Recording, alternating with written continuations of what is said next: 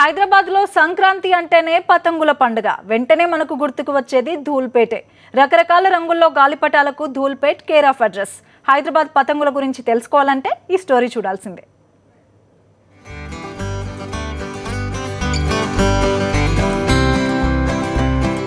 విమానాల్లాంటి పతంగులను తయారు చేసే లోతులు ఉండేది హైదరాబాద్ పాత బస్తీలో. పురాణాపూల్ నుంచి మంగళహాట్ మధ్యలో ఉండే జాలీ హనుమాన్ రోడ్డుకు వెళ్తే చాలు పతంగీల తయారీదారులు కనిపిస్తారు. లోత్లు యూపీ, మధ్యప్రదేశ్లో ఉండే బుందేల్ ఖండ్ కు చెందినవారు. కొన్ని తరాలుగా వీరు హైదరాబాద్కి వచ్చేశారు.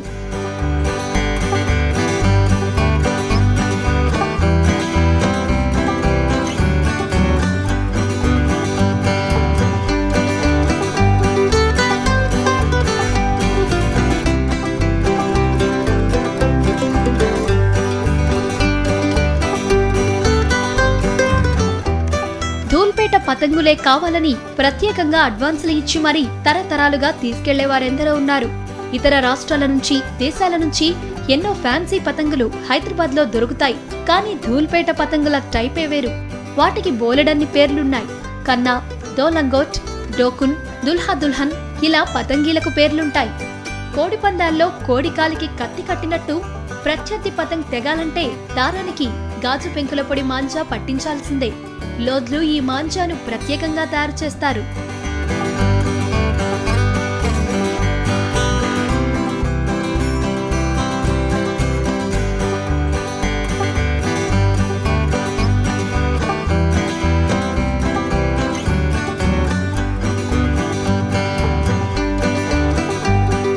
మా ఫాదర్ ఈ బిజినెస్లో 1940 నుంచి ఉన్నారు.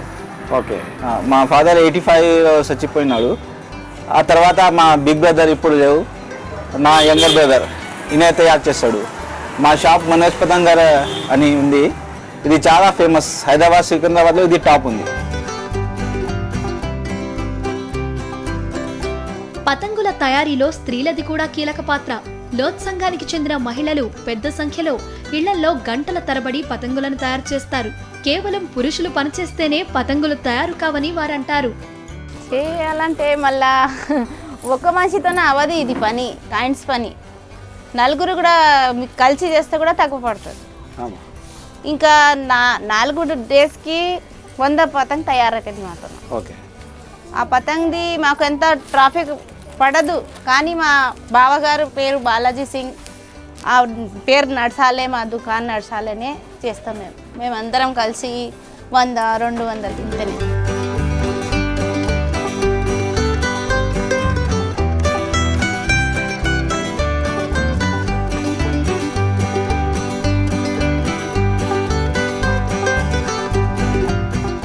లోత్ల చరిత్ర తెగిన గాలిపటం లాంటిదే. ఎక్కడో యూపీ, ఎంపీ నుంచి తెగిన గాలిపటాల్లా వచ్చి ధూల్పేటలో సెటిల్ అయ్యారు. వీళ్లది 3G కల్చర్.